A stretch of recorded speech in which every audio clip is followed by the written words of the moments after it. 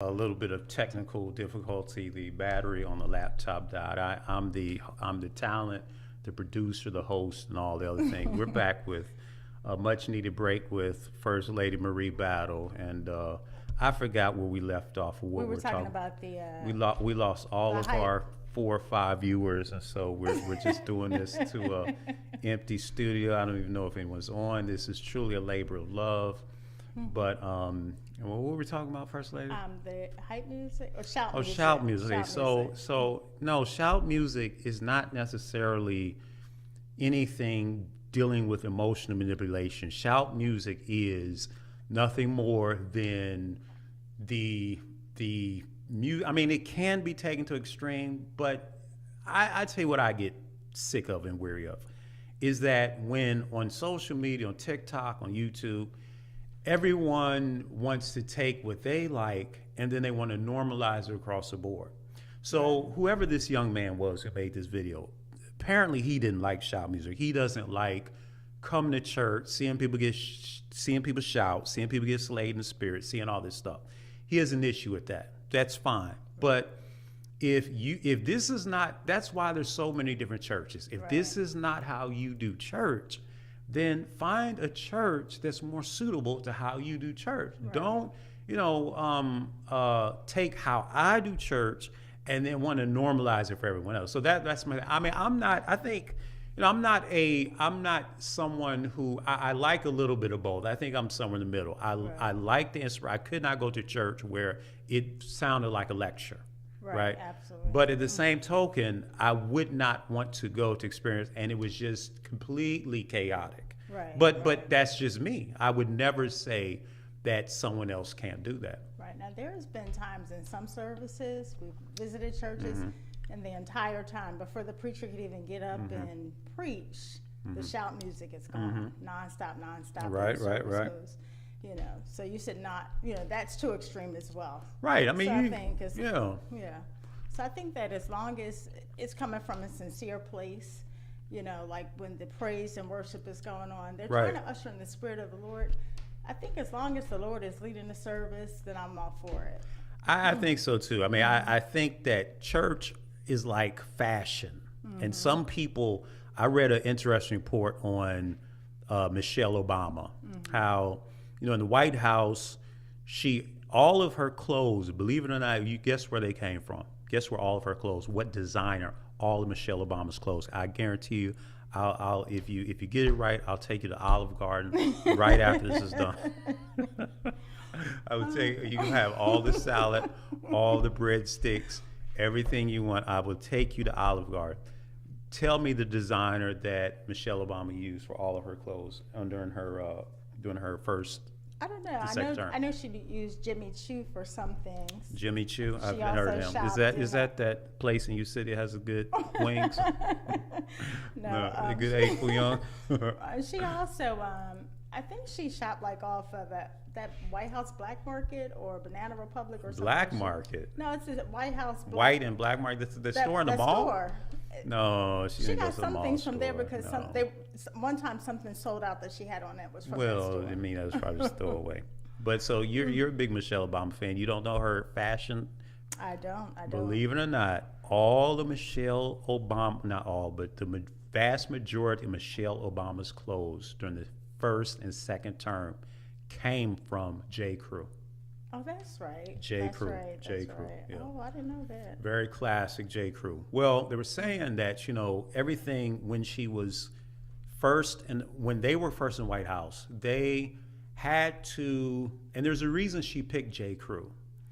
Because not sometimes, but being the first black president, first black first lady, there was a need to establish yourself as kind of all-American or acceptable, if that makes sense. Right. So J. Crew, I like J. Crew. Their clothes are always this kind of a classic, Jackie Kennedy-esque type thing, and so they're stylish. So she was always very stylish, but after she left the White House, they said her true style really came out because that's when she started wearing those thigh-high gold boots and Her braids. right. She just started wilding out. As a matter of fact, have you seen President Obama's White House, his official photo? Oh yeah, when he's like sitting, it looks like he's sitting in a field or in a park or something like that. Yeah. Right, which was completely, just out of the norm. Very nice. Although there's always a non-official photo, because even Bill Clinton had something similar where you have two portraits. One is kind of a playful one, one's official one. Right. But even his official one, he was in a black suit with an all-white background. Okay. It was completely a break from tradition. Well, come to find out, these pictures or these portraits are always painted after they leave the White House, not while they're in the White House. So they're saying that his true style came out, her true style came out when they no longer had the pressure of having to be something that they may not be. And so that's when their true style came out. Right. And what you see of Michelle Obama today is who she and her style really is. Same with Barack Obama, Yeah, right? she recently, I don't know how recent this interview was with her, but she was saying that when she was in the White House the one time, she changed her hair. I think it was the time she got bangs cut. And she said it became such a news story after that, because someone said, why didn't you wear braids when you were in the White House? And she said, well, I remember the one time when I got my hair cut and I had bangs. She said it became such a news story. Really? I didn't see So that. she said, I figured after that, she just could not let her, she couldn't be the Michelle that we see now. Right. So, Play it safe. Yeah, and so, I think that, we play by a completely different what do you rule. mean? I think they were the first blacks in that position. And I think the standard for them is so much different than some of their white counterparts. Right. Their white counterparts could just be who they are.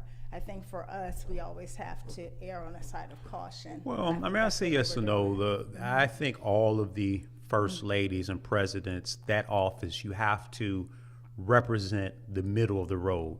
And, Jackie Kennedy, she was very, I guess, traditional. All of the first ladies and presidents, for that matter, have been very traditional. Well, Melania, she did not even Melania, move she to the was- White she House was at different, first. And, yeah. so But she was caught a lot of flack for that too. Well, that's true. But anyway, that's their particular style. And I think the same way churches, if you don't feel free to be in a place that expresses your personality, and I think the older you get, the more free you become about your personality, number one.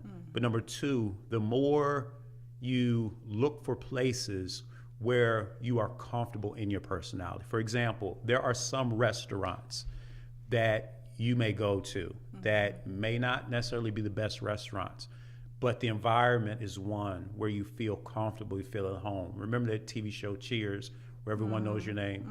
And so you start to pick places, stores, clothes, cars, friends, churches that fit who you are. When you're younger, you pick what you like based upon what's popular, what's fashionable, what is going to get me, street cred or cool points. Right. As you get older, you say, forget about this is stupid. Why am I, wearing something that I hate or feels uncomfortable just to do that? Absolutely. I think that kind of goes back to some of the conversation we had last week. What's that?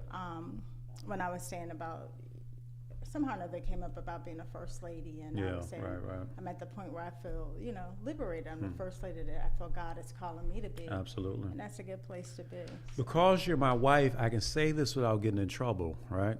Go ahead, Pastor Battle. Let me take a drink. All right, take a sip of your water. I remember I was out at the I was somewhere and we were on the phone, and so I said that there was this one young lady passing by, and she was wearing something that was very revealing, and she kept trying to pull it down, right?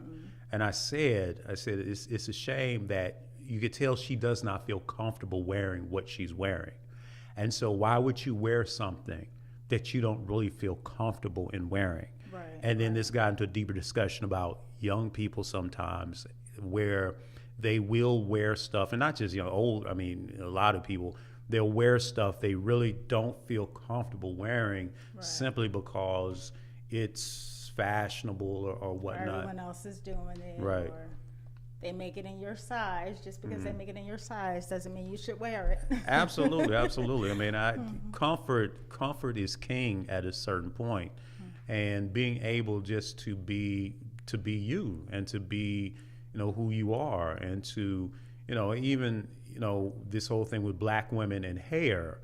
She couldn't wear braids in the overall, but can you imagine the amount of work it took for her to keep her hair up? Right, and she talked about that too. Can you know? imagine all the hot combs laying around the White House and all the Or just protective styles. black really. hair care products around the White I'm sure she had a whole team that took care of Do that. you remember? Do you remember Coming to America? When that guy got up off that couch, and he and he left the activator stain. I'm sorry. No, I'm sorry. She had probably had a whole team. You don't think but it was any? I don't think any- it was like that. No, no, no. But the amount of work that it took trying to maintain that hair during the White House, what people don't understand, for her waking up, it took an extra hour just to get ready. She to had go a whole out. glam squad, though, I'm sure. But it still took a lot of time. She had to wake up and do it, And so, but she couldn't do braids because, God forbid, Yeah, like she said, show up. she wore a bang, and that was a news story for a long time. Remember when he wore a Tan suit, tan right. jacket or tan suit, Right. and it was a news story. Tatiana, that's right, Tatiana. Being comfortable has definitely become your thing. Tatiana, you're very fashionable too, though. But She here's the is. thing, though. That's true. But I think that with us, there is that balance. Especially, you spent a lot until I rescued you. You No, were in no, no, corporate no. America for a long time until I swooped in. Tatiana, you remember that movie, An Officer and a Gentleman? I don't know if you've ever seen it, but at the end, what's his name? Who played in that movie? Richard Gere. Richard Gere. He came into the factory and swept her off her feet and carried her out the factory. And I literally did that to you.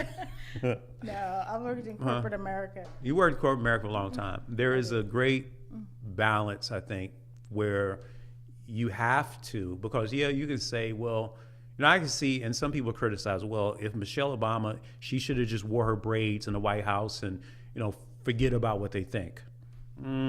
There's a balance, because you can be in corporate America and just, wear natural and be natural and do what you want. But there's going to be a trade-off to that. What would you tell a young person now, being in corporate America, in terms of that whole I thing? think corporate America is a little different now compared to when I was in corporate America.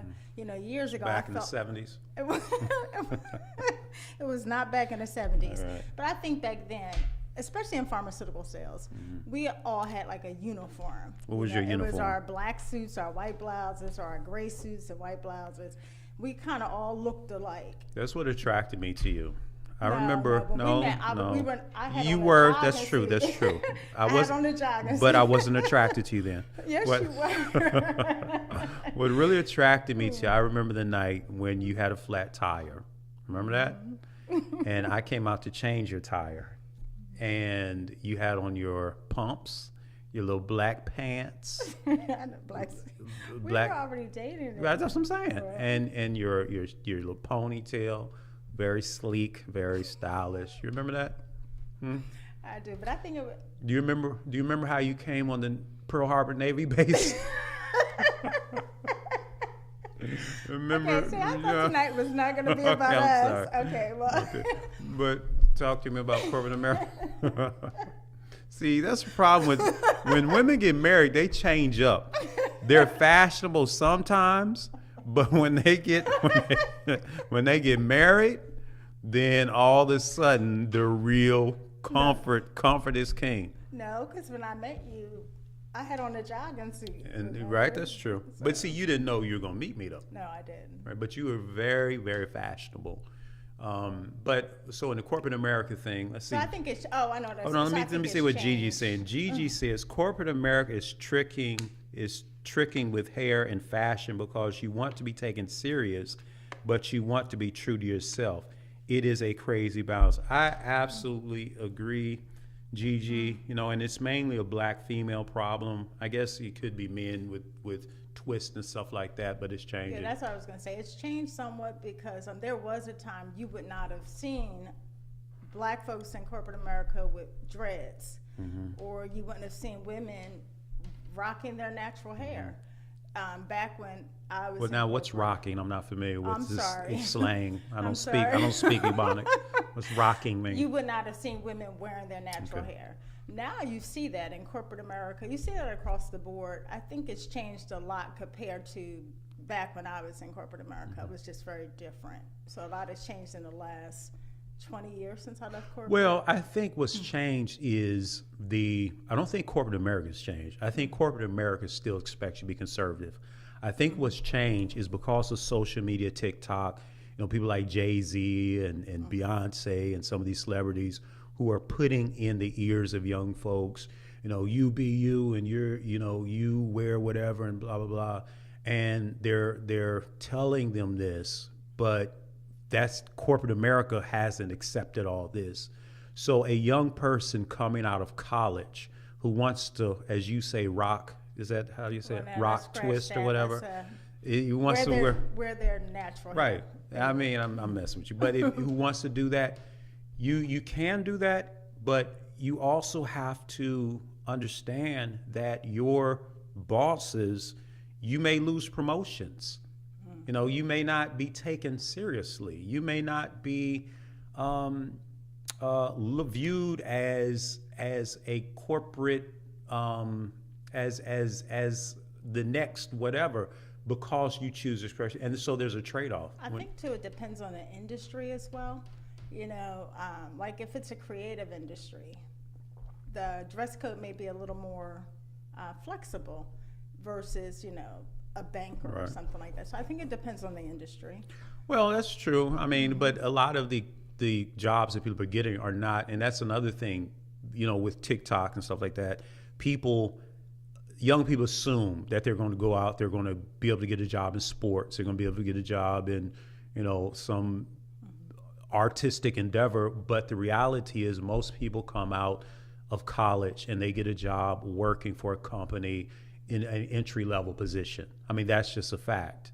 And so you're not going to have the liberty to do your own thing. It's not like you're going to get out of college and go working for, you know, some record label like that. I mean, you may, but that's very, very, very rare. And so if you're a teacher, if you're a businessman, a banker, then you have to decide what's more important, my future versus my self-expression. That's true. Right. It's a balancing act. But I think when you're interviewing, I think for interviews, I would always say probably err towards the side of caution, you know, for Well, I interview mean, yeah, process. but what happens if you go to interview, you have on a suit and tie? depends But then on that industry, you I show up in the job with a nose ring twist, you know what I mean? So you can't, you know.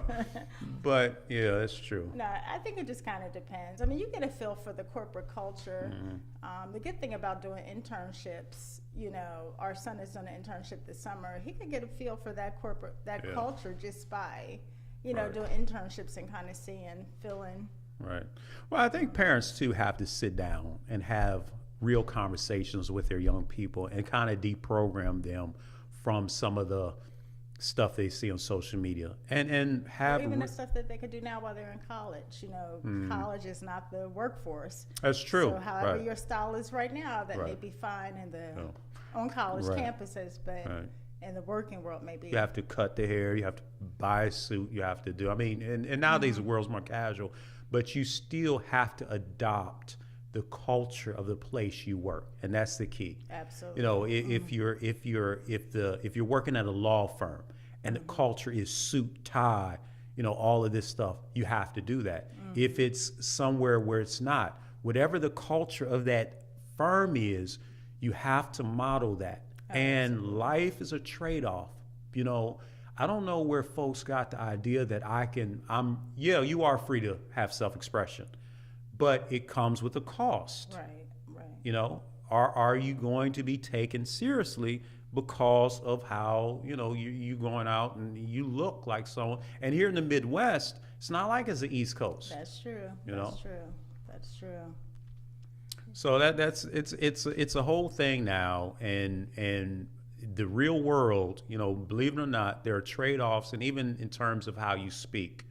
And I saw this one TikTok where, and it was so funny, how there was this guy at work, two black guys at work, and then all of a sudden, this other black guy, you know, he hears this black guy arguing and going into his regular talk, and he said that he broke character. You know what I'm saying? And breaking character means, you know, you have the corporate you, or Right. the office you, or the 9 to 5 you, and then Right. there's the you that does that speaks as we speak, right? And it's very tiring it can be for an African American person in corporate America, because you really have to make sure that you don't now, and especially be a black man, you don't offend or cause fear, if that makes sense. Right. You understand what I'm saying? Absolutely. Yeah, we always have to be kind of mindful. I remember one of the first experiences I had when we came to St. Louis, because I was a stay-at-home mom for a few years with our son. I think he was maybe about 2.5 when we started preschool, and I was looking for jobs. No, this might even be maybe a little before that. I don't remember. But I remember interviewing with someone. I had a really, really good conversation with this person on the phone. And on the phone, I guess I don't have a detectable accent. You were talking. I don't have a detectable accent, Okay. I guess. That's what I've heard people say. She doesn't have a detectable accent. So whatever that means. And I talked to this woman on the phone for about 45 minutes on the phone. Great conversation. On the phone, she pretty much offered me the job. She just said that she had to interview other people. She said, I have to interview other people, but between you and I, she said, I'm most impressed with your background for this particular position. You just have to meet my manager. And so I went to meet her like on a Wednesday evening. Now on the phone, she told me, when I get to the hotel, because we were meeting right at the Marriott out in Creve Coeur, she said, when you get to the hotel, we'll take you back into the conference room. You just have to talk to my manager. But she pretty much had offered me the job over the phone, Right. based on my experience. I showed up in person. She and her manager, they were in the lobby. I go up to her to meet her. I'm like, oh, hi, so-and-so. I'm so-and-so. And she looked at me. She did not even shake my hand. She was just shocked. Wow. And we sat in the lobby of the hotel and finished up that interview. And it was probably over in 5 or 10, well, it would have been over in 5 or 10 minutes. I drug it out to like 20. But she never even looked at me. She did not shake my hand. And She saw you're black and it was over. it was over. Well, I remember when I was in a Navy chaplain, we had a meeting in Washington, D.C., like an annual meeting. So we get to Washington, D.C., and the meeting is at this nice hotel, right? I mean, in the Navy, they really put you up, because you was an officer, a very nice hotel, not too far from the Pentagon, I mean, everything. So the meeting didn't start until that Monday. We arrived on Sunday. When we got to the hotel, they had all the rooms on one floor blocked off. And then they had this reception going on in this one suite. And so, you know, we flew there, so we're not in uniform, because they don't want you flying in uniform, Right, flying in right. civies. So I flew there, and so I go to this reception where all this stuff is. And, it's about 10 at night, so I'm grabbing, whatever snacks they have, ready to go to the room. And so all of a sudden this guy comes and basically, in a very aggressive way, ask me who I am. This is reserved. How did I get up here? Who are you? Blah, blah, blah. Right. And I explained, wait a minute, I'm Lieutenant Bowd. I'm a chaplain. Well, it never crossed his mind that I could actually be a chaplain. Right, right. And I you know, then I had on, I think a pair of, I mean, I was just traveling real casual Right, clothes. absolutely. And that, you know, even in casual settings, you have to work extra hard to establish the fact that you're not some thug. Right. You know, I think I was 26 back then. He looked at me and said, "Oh, that, you know, what are you doing here?" Right, And so right. you have to bend over backwards to appear to be non-threatening, you know, and it takes its toll. But in terms of training kids, that's one of the conversations we need to have with our kids, especially our young black males, Oh, absolutely. to say, listen, and I'm not trying to be pessimistic, but to say, listen, you're going out into a hostile environment, whether you're talking about police officers, bosses, employers, hiring managers. As soon as you walk in the room, and for some, when they read your name and you have a black sounding name, they're going to think that you're not as intelligent. Sometimes they're going to think that you're threatening.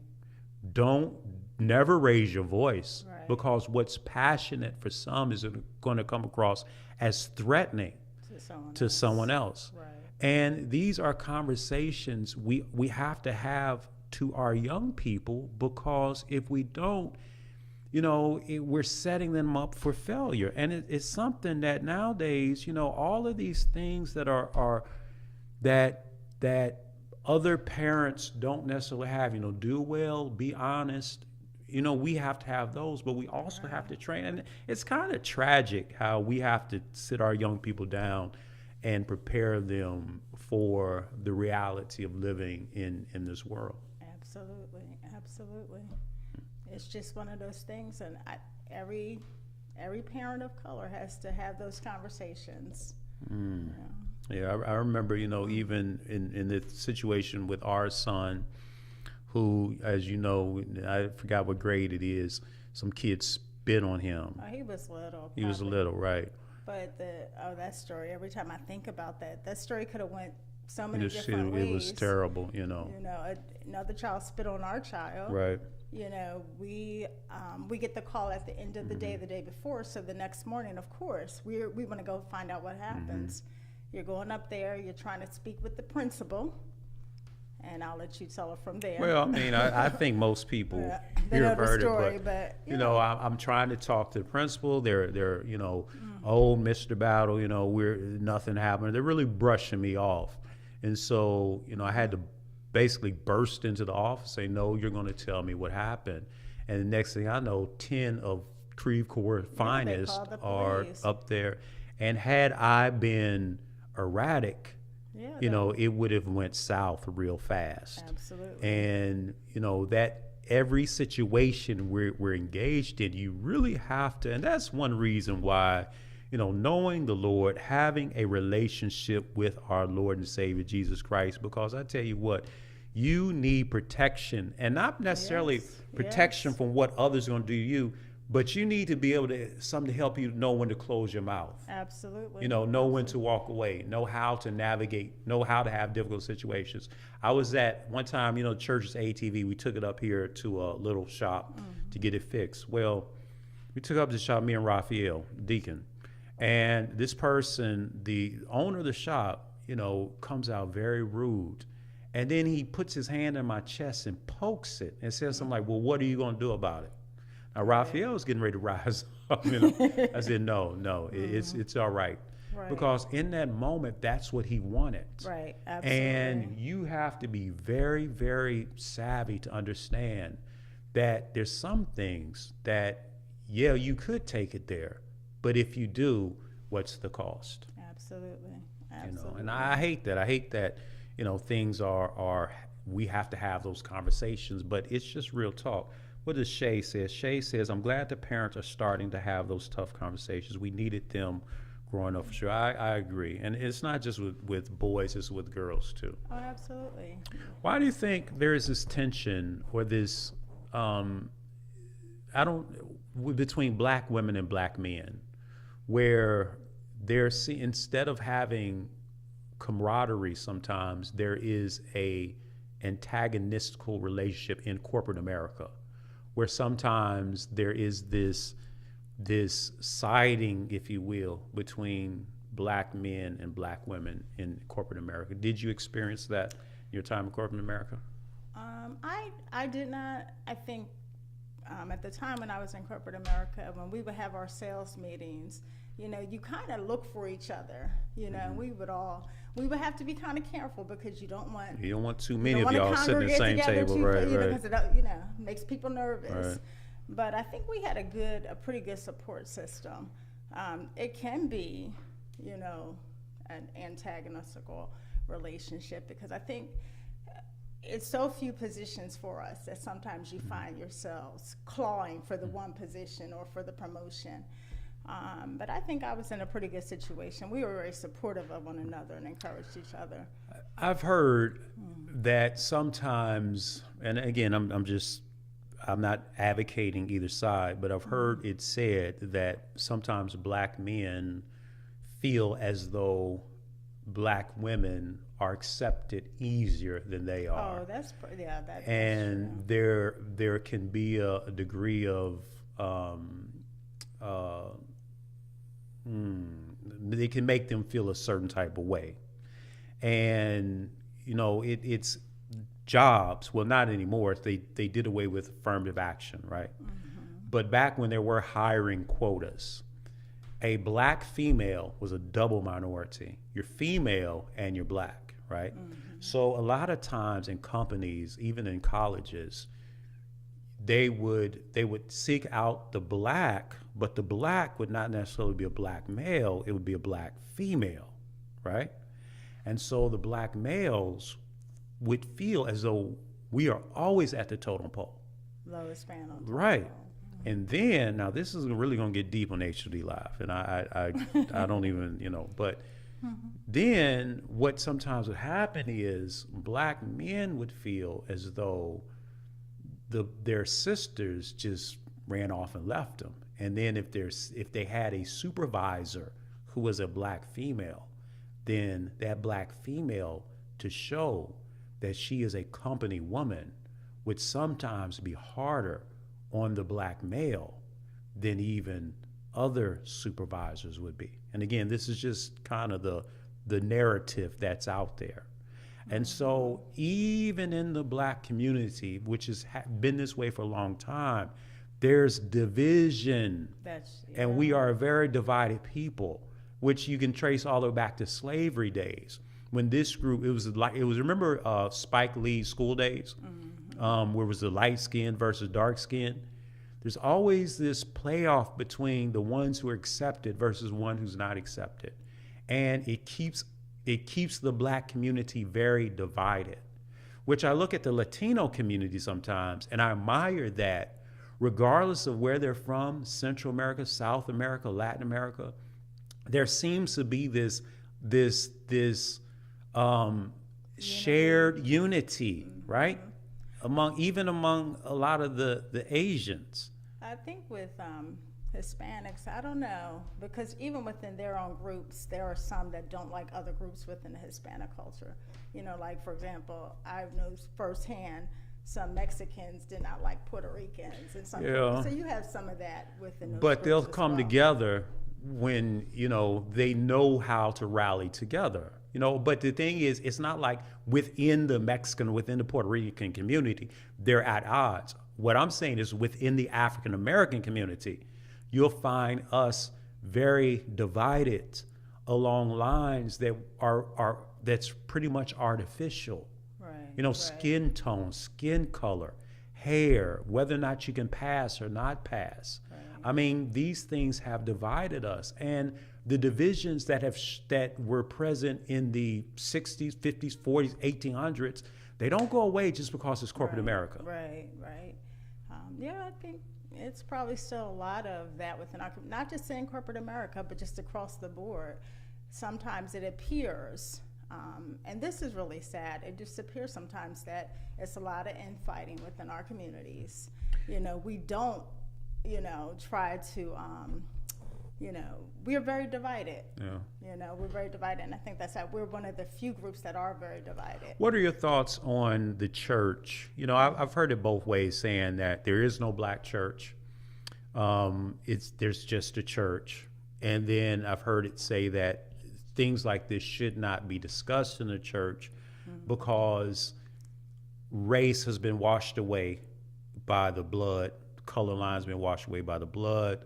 We're all brothers and sisters in Christ. We should not bring up issues of race. I've heard it, you know, it argued both ways for, you know, conversations like this. What are your thoughts on that? I think theoretically that sounds good. There is no black or white. There's no Jew or Gentile. We're together. We're all one body. We're all saints. That sounds good theoretically, but just look at our churches on Sunday morning. You know, we've had people that may come in that are, you know, white or Hispanic or, you know, other races. Do they stay, or do they find a church where there's more people that look like them? Same in your average white church. There may be, you know, predominantly on Sunday one. Someone once said that Sunday morning is the most segregated hour in America. I could believe that. Churches are pretty segregated, and it's not intentional. You know, it's just, you know, we're in a location. I mean, our community is a very highly Hispanic community. You know, we are right down the street. They could come to the church. You know, they may come in every now and then, but for the most part, they don't. People go where they feel comfortable, where they see people that looks like them. St. Louis is a little odd, but I mean, I don't think that's. I think that because of things, I think you'll see more multicultural church. And I guess what I'm saying though is that it's okay to talk about race, and it's okay to bring up race, and you should bring up race. And you should bring it up in a healthy way in terms of you should not bring it up as an axe to grind. Right. But you should bring it up as it being a part of living in this world. Right. So just like anything, you know, racism is sinful, right? Yes, it is. Is racism sinful? Absolutely. Anything that is sexism is sinful. Absolutely. Ageism is sinful, right? Yes. So anything that's going to deal with or create an environment that separates or that creates discrimination, the church has to talk about all of that stuff because it's preparing people to live in this world, in this fallen world, and that's just something that we do. Shay says, I think we are the most divided group. Do you think we'll get to the point we're becoming one again? Shay, I do think we'll get to the point of becoming one, but I think it's going to be after this world collapses and falls away and you know, Jesus Christ comes back. And I think that's one of the things that Jesus and he didn't set it up like this. Right. Remember, racism is a man-made thing. Right. Sexism, discrimination. And I will say though, that in the church among real Christians, I have found among white, black, Latino, those who are really walking with Christ, there is a sense of love and fellowship. And even the reports of Azusa Street, I think it's certainly possible. Absolutely. Your testimony is how you were helped, you know. Right, absolutely. I will say at one point, and I'm embarrassed to say this, you know, in my walk in salvation, I had an issue with other races because of personal experiences. Again, like I said, when I first came to St. Louis, that situation I had, that job situation, where the lady pretty much offered me the job on the phone, met me in person, would not even shake my hand. And I know it was a racial thing. So I had some bad experiences. I didn't realize I was harboring certain issues or feelings in my heart. And the Lord revealed it to me. So it's no accident that the times where I've been in distress and people who have had to help me, they were all people that were not black people. You know, the one woman who stopped to pray for me one day because I was too weak to get out of my car. The man and his wife who had to bring me home because I was too weak to get out of my car at the time, they were white, you know. So God just kept sending me people who did not look like me to help me. And it was for me to work on those issues, because had I died in that state, I would have bust hell wide open. Wow. I wasn't going to make it in. I was harboring, I hate to say this, but to be quite honest, I was harboring hatred in my heart, and I did not know it. The Lord had to reveal it to me. And then again, the times that he sent people to help me, they were all people who did not look like me, who helped me. And that's when I realized that, these are your brothers and sisters in Christ as well. Wow, that's powerful. There are a lot of Christians who harbor hatred in their hearts. Some because of race. There's some, who hate men. There's some who hate other people because of whatever, hate family members. And the amount of Christians who are actively hating, or whose hatred has gone underground. Like you said, the Lord had to reveal to you that you had a hatred. I didn't even realize it, because I was like, oh, I'm nice to these people. I'm nice to them.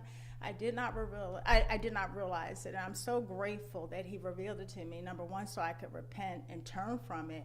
And number two, so you could be aware of it, because like I said, I wasn't even aware of it. You're walking around and you're going through life and you're like, oh, I'm saved. And you're walking around hating people. There are people who hate black people who are Christians. There are black people who hate white people who are Christians. That's sinful. And I'm just grateful that the Lord exposed it. That's a very powerful thing. I wish the Lord would really expose the hatred hidden in the hearts of Christians. Right. Because that's the thing. There's one thing that will really drive the spirit, the presence, the favor of God away from your life, and that's hatred. Right. And we normalize hatred. We make it cute. We make it.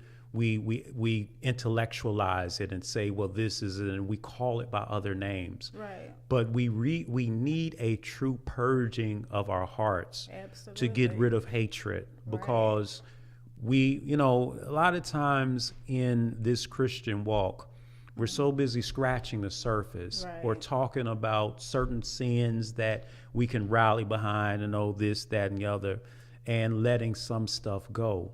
But the hatred it's like, the movie The Grinch, and the amount of Christians that hate. And I think that people can discern hatred in someone else, even if it's not directed towards them. And it nullifies your witness. It cancels your witness. And that takes a lot of prayer and opening up and God doing things and really showing us the story of Malcolm X. He had a similar experience where, he hated white people, but then he went to Mecca on the Hajj, and he was with white Muslims and black Muslims, and it changed him. In fact, that's one of the reasons he got assassinated, because he came back preaching a different message. Same with Dr. King. Dr. King did not get assassinated until he started speaking out against and helping all people. The war in Vietnam, we're killing the Vietnamese, and whenever you preach a message of love, then that's when the powers that be really want to fall in on your head. You say the same with Jesus. The Pharisees did not like the fact that he was opening the chance of salvation up to these people, the Samaritans, the non-Jews, right? And that's this world. When you break from that, you have to be ready that the powers that be are really going to come down on your head. Absolutely. I mean, I look at, the gospel message, what we've been learning and what you've been teaching and preaching about is just that, on love, the greatest commandments, to love the Lord our God with our whole heart, mind, and soul, to love our neighbor as ourselves. And sometimes as saints, we're doing everything. We're doing everything right. We're doing this, we're doing that. But we're lacking in love. Absolutely. And, you could tell by the kind of resistance. The devil doesn't want you preaching a message of love. He doesn't want us preaching a message and exposing those things, because as long as we're walking around in ignorance and justifying. Right. Like at that point in my life, I was justifying. Right. I felt justified, and not like in this government official, and not like in this one, or hating this one. I felt justified You in that. can't because of hate what they were Trump. doing. You can't. Cannot you hate really Trump. cannot. You You can hate cannot the hate sin. Trump, You can yeah. hate the actions. You can't. They hate say the you can't hate person. Obama. You cannot, and you Yeah. may feel, I don't see him. He's Yeah. a distant, It's hate. but it's still hatred. It's still you hatred. can't hate anyone. Anyone. And yeah, I'm sorry. Go Oh ahead. yeah, that's exactly right. And so I thank God for, again, exposing it during that time. I mean, He Right. made it so plain, it was no doubt in my mind that the Lord was speaking to me. Right. And then right after that, I had all those encounters, and every single person that came to help Right. me at the time when I was going through that, they were all white folks. Right. They all, and I really believe He had to do it that way, because He had to show me, because I really think if He did not make it that plain, I might have still been walking around Right. in that place. And that's a horrible look. And that's it's a horrible look, especially, for saints of God. And I don't care. Right. I don't care if you're a white person and hate black folks. I don't care if you're Hispanic and hate blacks, Or black or that blacks hates who hate Asian or whatever. Right. Right. It's sinful. There's It's this sinful. beauty shop up the street you go to. This hair, when you get your all your stuff, and they're Korean, but they're very nice. Oh yeah, They're Christians. they're Very Christians, nice. It's yeah. not like you go in there and They they have a 99 Joy. yeah they don't well FM you playing know. in the store. Yeah. But a lot of times, another thing we see in the church about hatred, you'll see someone who is a church leader who's very loving to the people in the church, or Right. loving, but when they get home, they Yeah. hate their wife, they hate their kids, or Right. or women in the church that are so happy with it, but they hate their Yeah. kids, they hate their husband, they hate their family members. Right. That is something else that disqualifies us. Absolutely. And you cannot say, "Oh, I'm loving this person." Charity starts at home. Yeah, it you know? does. I It starts hate at when home. people have all these wonderful things to say about all of these different people and go out and feed the homeless and help stray animals and help Right. this, but in their own home or with their own kids, with their own family, they're monsters. That's Absolutely. the height of hypocrisy. Right. So if we're going to get this love thing right, then let's start in our houses and our homes. Let's start Absolutely. with those who are closest to us. Let's start Yes. and talking about who killed Jesus, it was His own people. Yep. So Absolutely. you don't get off, and sometimes you there's this thing of love where if I love these people enough, that's going to make up for the fact that I hate my own family, I hate my own blood. That's Right. not the case. Absolutely. Absolutely. And it all comes out in funerals. Right. Because if I'm sitting there in a casket and my wife is stone faced scrolling Instagram while everybody else is crying, you better not do that, First Lady. You better not do that. No, you're my boo-boo. Yeah, I know. Do that. But she's sitting there scrolling Instagram, everybody else is crying, and it ain't the Spirit helping you, giving you strength. You literally are like, I'm free. Where's the life insurance? You got you on Tinder trying to scroll left or scroll right.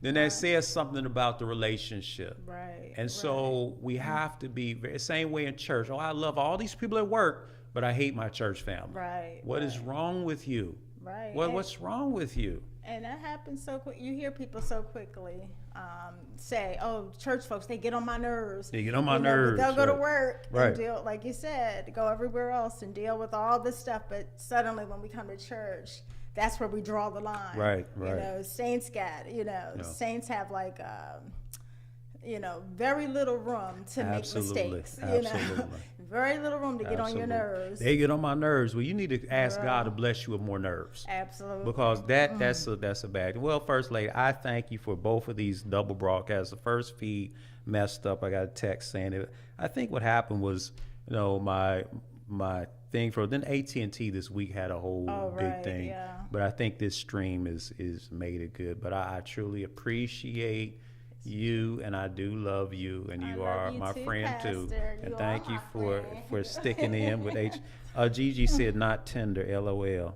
That's right. Tatiana, we love you too. How you doing, Tatiana? How are you, Gigi? Shay, what's going on? Shay, we got something. We have First placed Lady the order ordered already, some yeah. quiches from you for Sunday, so that's awesome. Dorothy and everyone else, we appreciate you here sticking with us on HOD Live. You all have a wonderful Friday evening. Stay out of trouble and get yourselves ready for church on Sunday morning. Take care. Amen.